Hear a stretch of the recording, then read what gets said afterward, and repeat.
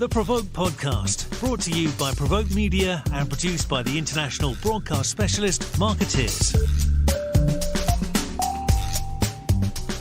Hello everyone, I'm Maja Pawinska-Sims, the EMEA editor of PRovoke Media. Welcome to the podcast. I'm joined today by my fantastic colleague Joanne in New York, and we're going to do a transatlantic walk through some of the PR trends we'd like to see in 2022. So we normally do this huge trends forecast where we kind of break it down sector by sector, talk through and get pundits and commentators from the industry and agency leaders and in-house leaders to talk about the big trends they think are going to be unfolding in the next year or so across, healthcare and tech and consumer and public affairs and corporate and all the different sectors and disciplines in PR. And we decided to do it differently this year, partly because there's a lot of trends that are continuing, partly because it's such a lot of focus on tech innovation and healthcare that and so much overlap as well between sectors. So we thought we'd do something a little bit more dynamic this year. So what we've done is rather than being reductive, looking backwards as much as forwards, recycling issues, taking more account of that kind of conversion. Obviously, the pandemic's kind of smashed everyone's crystal balls anyway. So that's an interesting thing when you're doing a trends report. So what we did was we asked a handful of industry leaders across the world to do something a bit more refreshing. Rather than telling you what might happen, we've tapped into all those decades of experience to describe what they'd like to see play out this year. In his introduction to the piece, Arun said, think of it as curation combined with aspiration and a healthy dose of pragmatism with enough idealism to give us all something to aim for. So that's where we are. And we asked, so Paul, Diana, Arun and I all contributed a couple of ideas, things we'd like to see with our kind of regional and global overviews. Then we've asked various other industry leaders to tell us what they'd like to see this year in the global PR industry. Diana, hi, first of all. Hello, Maja. Rattling on. I enjoy listening to you. And it's so nice. We've never done one of these before, just the two of us. This is lovely. I know. It's like we're getting together for a chat. It is. Oh, if only. Hopefully that will happen at some point this year. But, God can dream. Yes, we can just dream. That would be so nice. And we should be doing this over a glass of wine in a nice bar in New York, ideally, next year. Okay. So, Diana, did you notice any big themes emerge from you? And we've only done like 12 PR trends, but there are a few themes, aren't there, that kind of emerged? Definitely. The first theme that I saw, and it takes a variety of shapes, but definitely kind of focusing on the humans out there. And, we see that in a number of the trends that people would like to see. We see it from Paul's human rights, companies taking on human rights. But we also see it down to personalisation. We see it in diversity and even the power of creative in terms of people, really reaching out on kind of a visceral level to people and getting local. All of these are things that I think sort of leverage the nuances of culture and people and reaching them on sort of an emotional level. So again, all of different scopes and in different ways, but that is certainly an overarching theme that I see. Data, everybody likes data. And one of the things that I took away from all the different calls on different kinds of data, and I am not a data person, but I kind of feel, how when, everything was trying to be digital first and everybody was trying to figure out the digital or instill the digital first mindset into organizations where, digital is fully integrated into everything. And it's that mentality. And that was sort of a transformation or a metamorphosis of different industries. And I kind of feel based on this, I'm hearing calls for something similar for data, where data is not a compartment or a department, but sort of infused into every different aspects of agency life and a mindset. Yeah, absolutely. That struck me, actually. It's interesting how you can see the same the same sort of language being applied to different things as the years go by, isn't it? Because digital was just a different department in an agency. Exactly. It was always digital first, and now it's data first. Although we also have human rights first. So I guess that is the nature of evolving technology, right? But always bringing up the workforce and the mindset more than anything up to speed in it. Yeah, absolutely. Always room for learning new skills in this industry. It's not going to stop anytime, is it? Should we just kind of go through them one by one and just if there's anything that really sticks out that we really want to say or reflect on, then we can just kind of butt in. Does that work? Should we do that? It does. Okay. But should we start with the boss? Let's start with the big boss. PRovoke Media. Why not? Paul Holmes wants to see corporates taking a real position on human rights. He says they're going to be facing challenging questions about human rights this year. From China, World Cup preparation in Qatar, abortion rights in Texas, all over the place. There's going to be a lot of big issues in the headlines if our politicians can stop being distracted by smaller things. And he says, I hope companies have the courage to move beyond bland banalities and take real positions on these vital issues. Now, my first thought of that was, yes, please, because obviously the power of business, purpose plus profit, speaking out on big social issues has been a big theme in our everything we've written about business leadership over the past couple of years. The other thing, though, is that there's such a lot of risk attached to doing that, right? So I think if companies are finding it hard enough to say what their climate and carbon targets are, you think they're going to have a problem with Uyghurs and slave labor?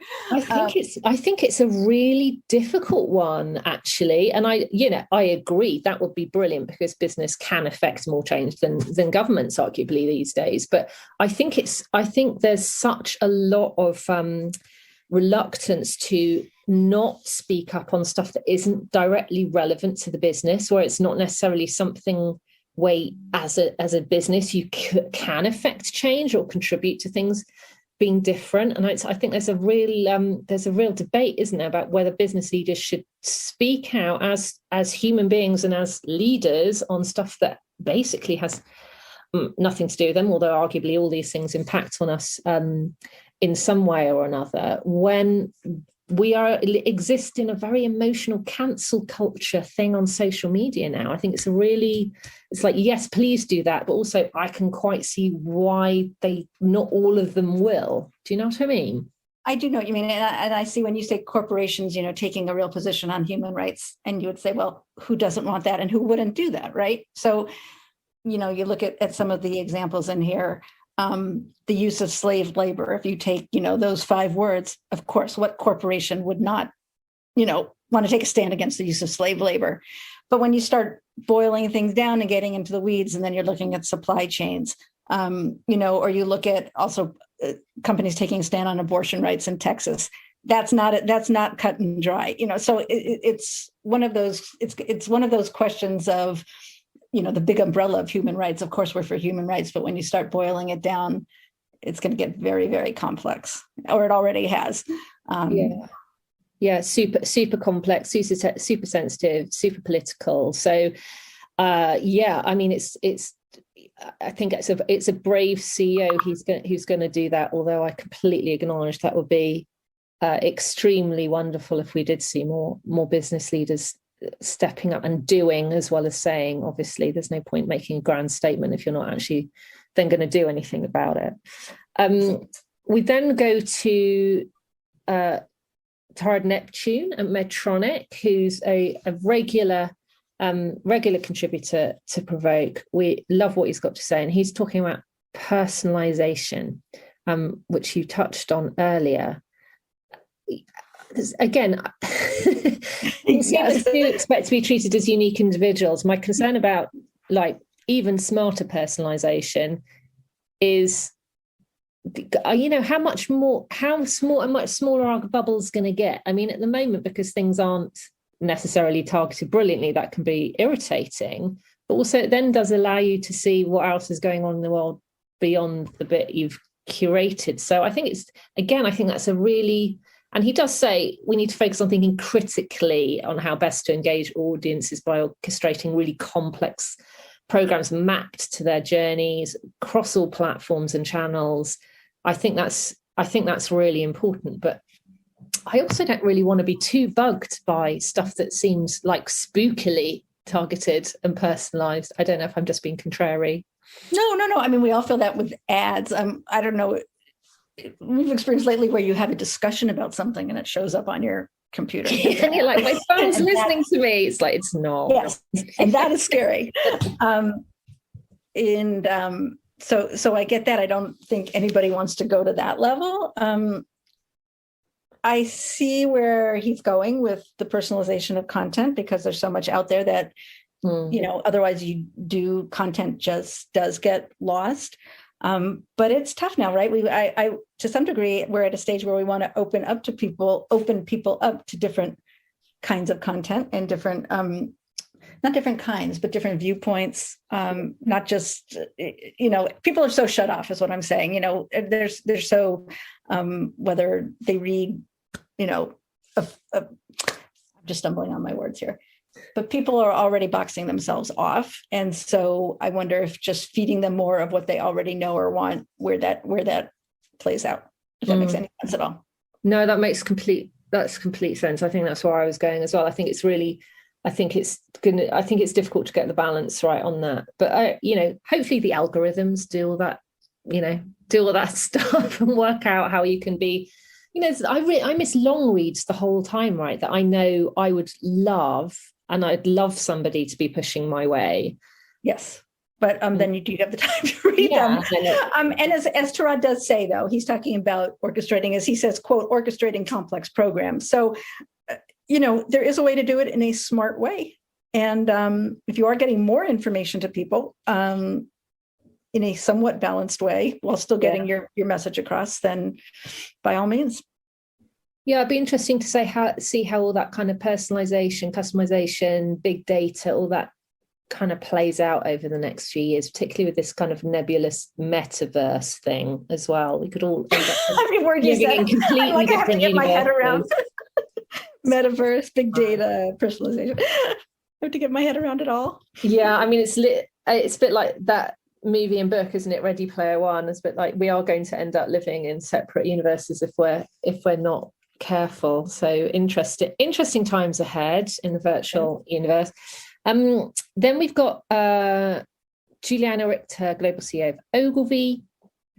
She's talking about movements rather than moments, which I think is a brilliant idea, and talking about modern creative communications, earned ideas that are, yes, informed by data and fueled by technology, as we've all been talking about for years, but really human-centric, really insightful, culturally relevant, engaging with audiences, so that we're getting away from stunts and PR for the sake of a good idea to creating good social and interesting consumer movements effectively, which I think most of the kind of progressive consumer PR shops in particular, and those that are more focused on sustainability and purpose, have kind of started doing already. But I can see that being picked up a lot more by agencies and brands over the next year or so, can't you? Yeah, definitely. And it's almost kind of like an ideal, right? Again, this is appealing to humans in a bigger way, but in terms of a bigger scope, and not just sort of peddling a thing or a message. It's really getting in the thick of it with people. And I think that hopefully will pick up. Well, I think it's almost like she's written a manifesto for what modern public relations should be going forward. Well, that's how I felt when I read this. I felt like, oh, well, that's public relations. Like that's sort of summing up what it should or could be. Yeah, absolutely. It's an ideal. Let's hope we move further towards that en masse over the next year.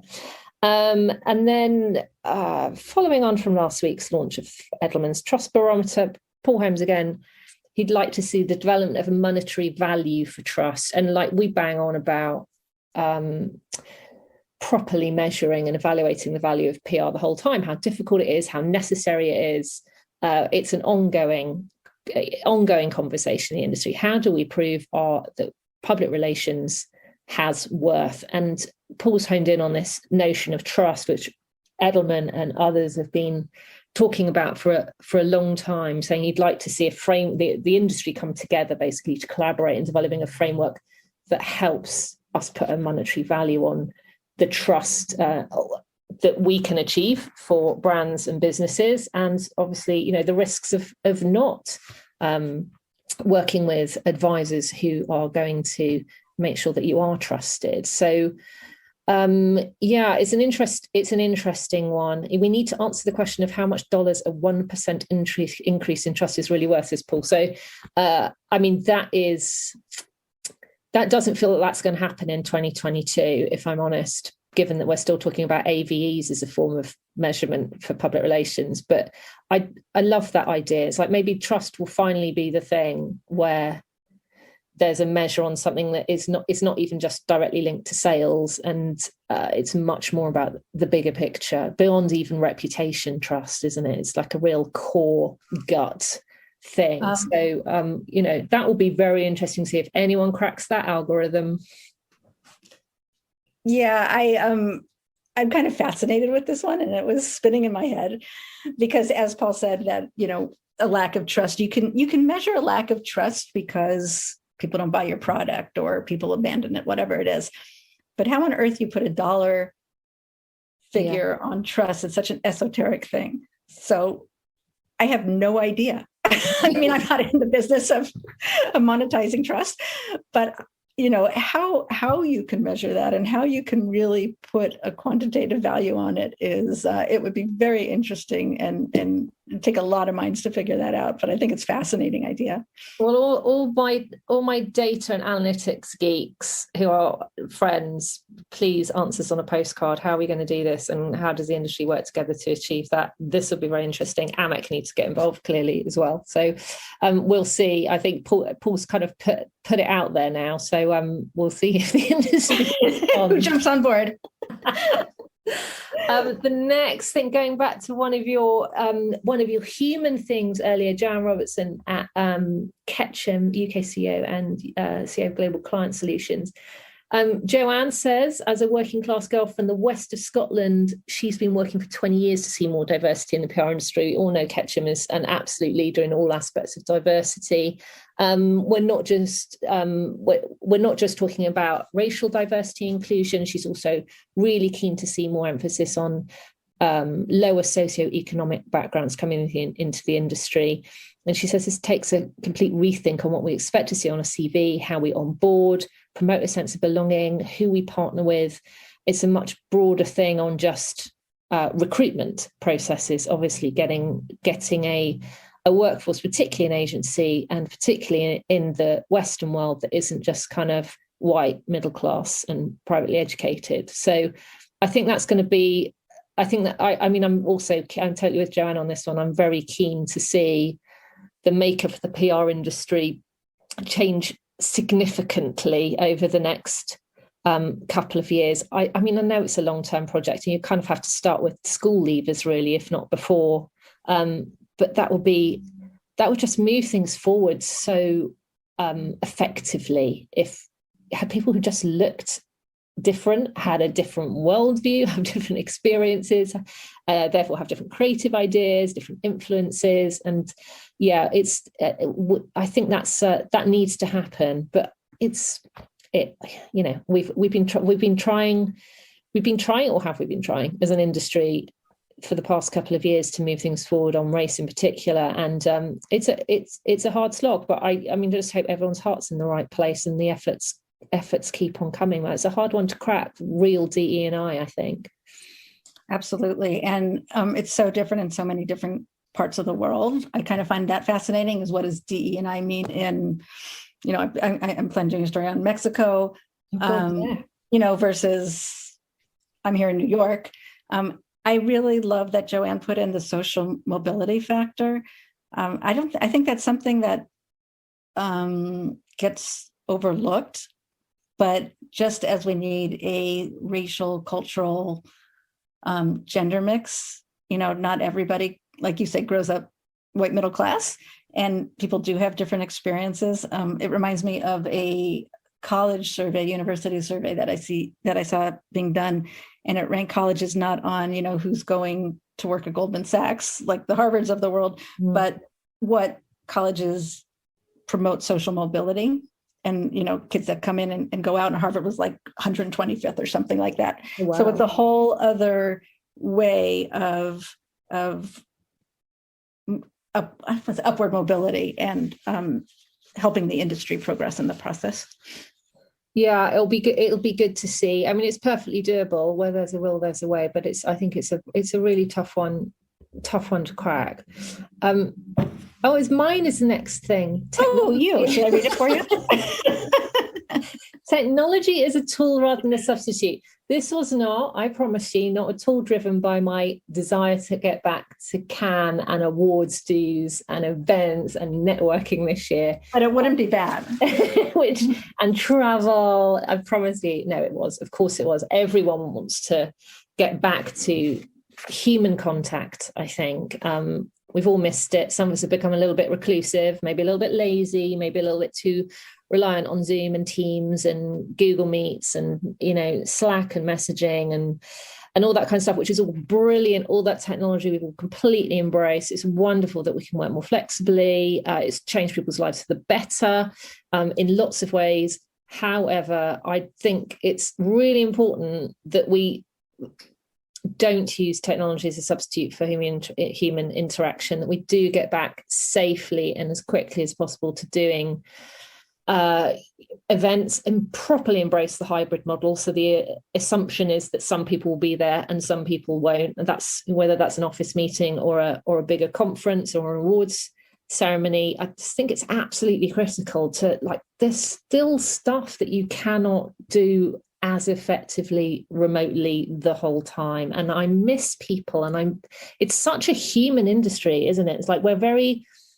it's full of people who want to talk to people and want to listen to people and want to learn from each other and just have that kind of proper, intense, creative, fun human interaction. And I feel like we need to get back to that this year as quickly and as safely as possible, rather than just saying, let's just do a Zoom. Let's just jump on a call. It's like, no, just get out there and have a cup of coffee and say hi. And,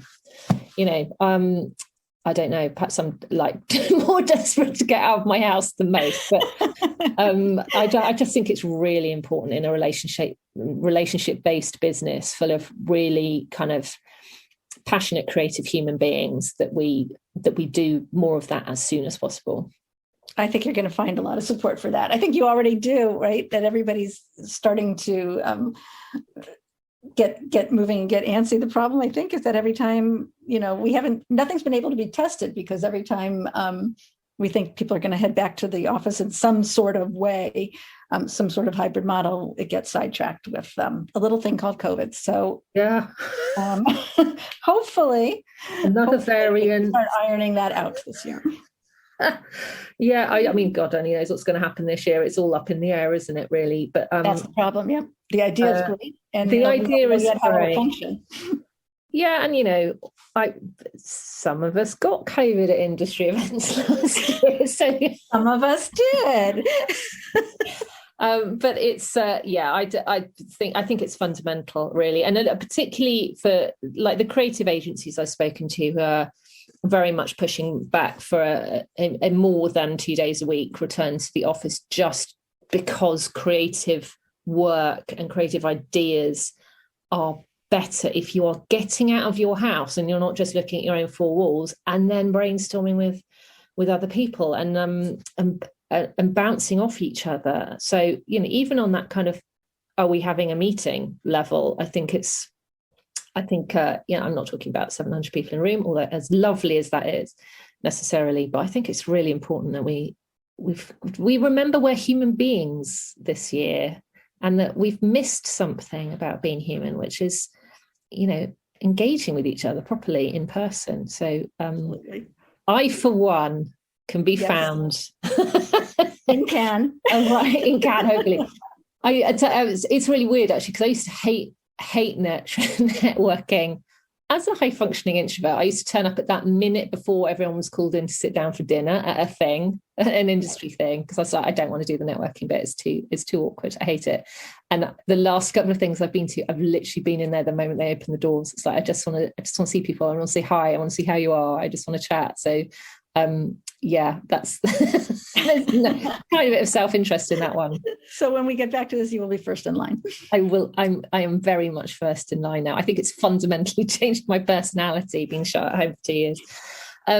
We've got lovely Alex Malouf in the Middle East talking get serious about being local. This goes back to your point about like what diversity looks like in different bits of the world, right? So Alex is in UAE at the moment, and he said he'd love 2022 to be the year when we get serious about going local, focusing on local languages, developing the capabilities of locals before bringing in expats, crucial in that bit of the world, as in others, and seek to really understand local audiences.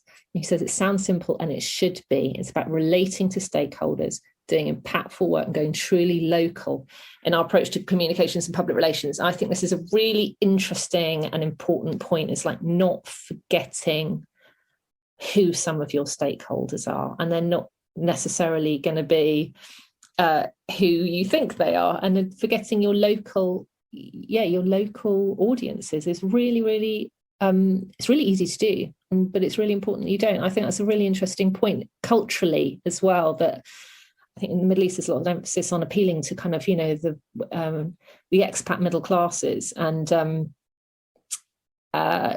just not necessarily targeting communications at local populations. So that's going to be really interesting to see if that is a trend that emerges over the next year. I mean, again, going back to your experience with South American and Central American audiences, that kind of acknowledging that cultural diversity is a real thing, isn't it? Definitely. I mean, there are cultures that no matter how long you are, how much you are among them or working with them, you may, cultural sometimes is a sort of innate feeling. The little nuances, how people speak to each other, all those things beyond just language. It's almost a little patronizing for other people to come in and feel that they can adopt that, or let alone speak to those local cultures. So I think it's essential, and getting buy-in. So you have certain cultures that aren't going to want to, answer or get buy-in from either the person or the campaign or whatever, the message or whatever it may be from the expat who's flown in or whatever it is to speak to them. Well, it goes back to the point about having a broader makeup of people in your comms teams, because if the makeup of your comms team or agency isn't mirroring in any way the audience base, then you're not necessarily going to have those point of connections or understand where messages need to be, where what is being paid attention to, because you're just making assumptions. So it kind of goes back to that whole point about making sure that you're representing, I think, internally as well as trying to represent externally. It's a really some of that stuff you can't learn. There are things out there, cultural things that I don't think people can learn. People who are not, they can appreciate or respect or understand, but I don't know that you can really feel it or learn certain cultural nuances. Yeah, no, absolutely. Of course. Yeah, I totally you agree with you. You don't know what it's like to be somebody who isn't, at least 50% like you, essentially. Right. And that's, so bring those people in. Bring them in. Which leads us to our next one. Arun's biggie. The PR industry cannot claim ignorance of systemic racial inequities that continue to plague its agencies any longer. We need urgent action to address racial inequities. And he says, for all the laudable rhetoric, it's time for PR firms to start delivering in terms of reality. At minimum, full transparency on promotion and pay gaps, targets and accountability, proactive measures. He says it's hard work, but it's hardly impossible. And to our point, it will only help the industry better reflect the various communities it depends on. Arun's not pulling any punches here. I know how difficult you found it to get any kind of hard diversity targets and data and progress, anything hard in terms of facts out of agencies who spent, that whole spring and summer of 2020 saying we're going to make a difference. These are our targets. This is what we're going to do. And then it feels a bit like, have we made any progress? It's been really hard, hasn't it, getting any kind of proof out of anybody? It has, which is kind of a shame, because it's, I think it's universally understood that the industry has to make gains on this. And I think it would be fairly universally appreciated taking the necessary steps to do this. And I think people also probably universally understand that it is going to be a process. So I don't know what firms would be hiding or losing by putting it out there and being honest about it, as long as they are taking the necessary actions and making steps. I think last year was a lot of probably implementing those processes and kind of coming to grips with the facts of a lack of diversity and changes that need to be made. But this year, perhaps it is time to step those, not perhaps, it is time to step those things up and take the action and get moving. Yeah, absolutely. And it's okay to say we're on a journey and we've got it wrong or haven't done enough in the past. And we're not doing great. We're going to try and do great. And this is what we're actually doing about it. I think it goes back to that risk of the risk factors of stepping up and speaking out, and it's got to be tied to action, it's got to be authentic, and it has to result in change, and that can sometimes be a much slower process than anyone would like. So I hope agencies will start being more open about what they're doing, what they're getting wrong, what they're getting right over the next year or so, because it's about time, full stop. This is another interesting point on messaging, communicating with stakeholders, from Joanne Painter at Icon in Australia. And she's saying the past 2 years have seen sensationalized messaging from traditional media go into overdrive, resulting in less impact and audience fatigue, particularly around health messaging for the government. And she's talking about working with internal stakeholders more to help them become your key comms advocates, harnessing their own personal and direct networks, engaging employees better, and using industry stakeholders and industry associations to validate that message. And again, going back to the diversity point, community, cultural leaders to guide your messages. So, her point is, Joanne's point is that government, again, to reference the Edelman Trust Barometer, media and government are now becoming less trusted, and it's up to businesses to step up and make sure the right messages go out, particularly on healthcare stuff, as we've seen over the past couple of years. It's interesting how many of these points come back to whose messages are trusted, isn't it? Absolutely. And the idea of working with your stakeholders, it's almost like you have an audience that's already bought in, right? So send them out to tell the message instead of having to start from scratch, start with nothing. And if these are believers and people that have sort of tentacles into the community, then why wouldn't you leverage them? I think it's really interesting, though, isn't it, that brands are considering how to bypass the mainstream media. That seems absolutely bizarre, because obviously we're an industry that was based on media relations as its kind of core and early function, and earned media being getting a journalist to write about what you're doing and saying. The idea that the main aim of corporate communications people is to bypass the media because things might get twisted or sensationalized, or the media contributing to the rise of misinformation and disinformation, and that's social media as well as the traditional media. Obviously, it's really interesting how the perception of the media, the function of the media, has got quite twisted over this time, and the idea that a media relations function is that the relationship is the point is to not have a relationship with the media. Yeah, I find it very sad, to tell you the truth. Not that I certainly there's a role for all the other stakeholders, but I find it very sad that that's the stage we're at, that we are avoiding the media.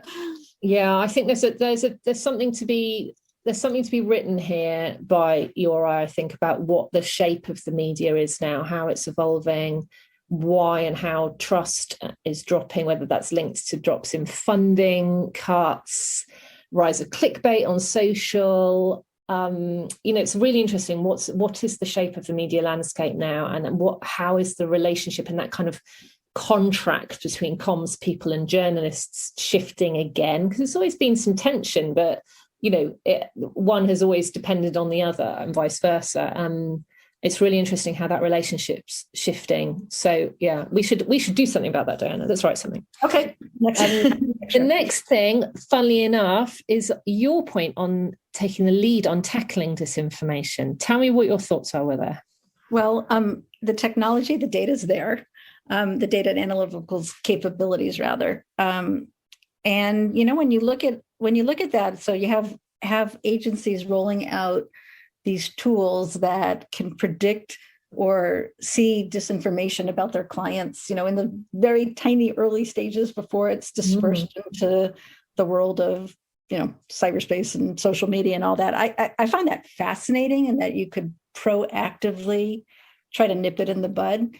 And with that sort of capability, I think the PR industry has almost a responsibility to use those capabilities beyond just for their client purposes, because disinformation is so destructive.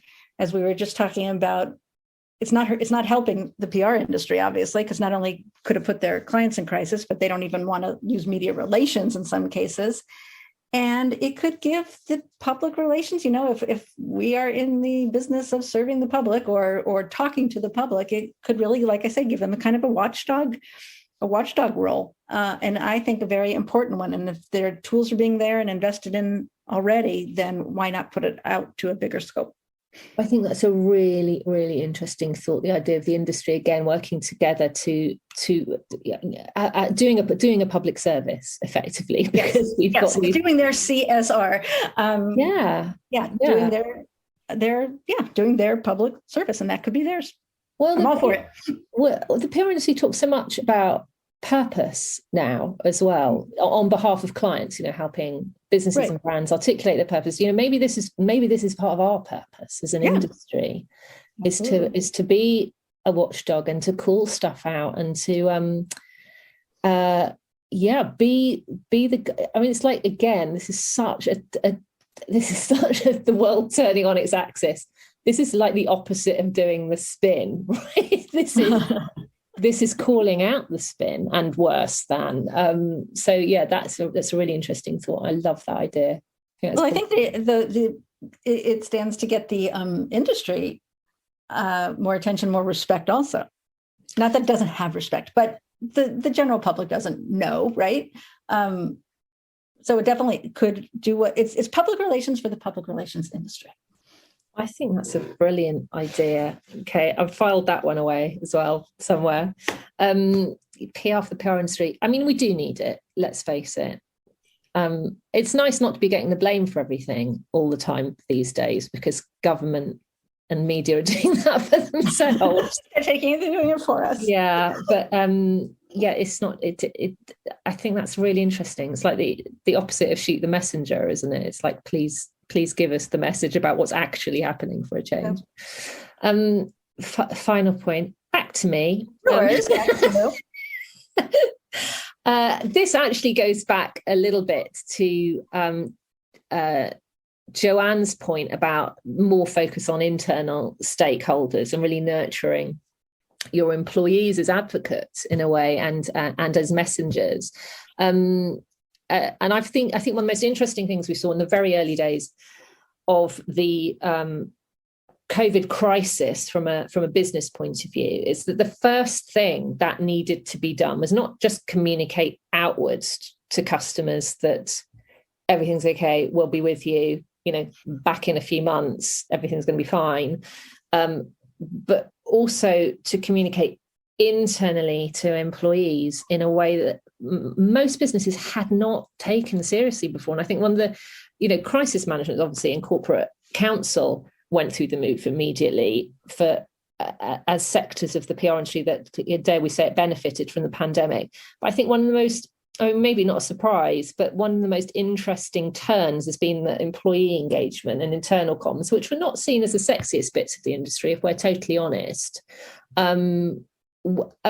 Just became mission critical, and suddenly there's a seat in the boardroom for the employee engagement specialist, the internal comms guy or girl, because it became when you're focused on the health and well-being of your people who are worried about illness, job losses, completely having to change their working practices in many cases, executives forced to adjust to new more empathetic leadership and different communication style, and had to reassure, update their teams daily almost.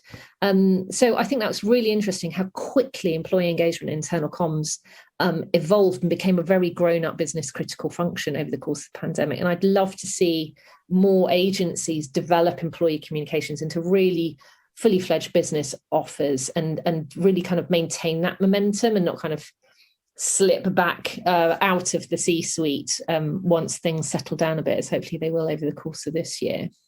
Absolutely. Hopefully that, like you said, the momentum continues. So I would hate when people get back to whatever the new normal is. Everybody says we're not going back to 2019. So let's hope that this is another arena in which we are not going back. Yeah, there's no going back now, is there? We've come too far. I keep thinking about those early days when everyone's just like, yeah, it'll be a few weeks of working from home. It's like, no, we are in year 3 of a pandemic. Silly. It's interesting times. I swear we're all going to need post-traumatic stress disorder counselling, like in a few years' time when we all actually have come out the other side. Diana, thank you so much. Loads of big themes about human in the PR industry, loads of stuff about data and technology, loads of great ideas from all our commentators across the world for trends we'd like to see during 2022. Let's revisit in a year's time and see how far we got. Okay.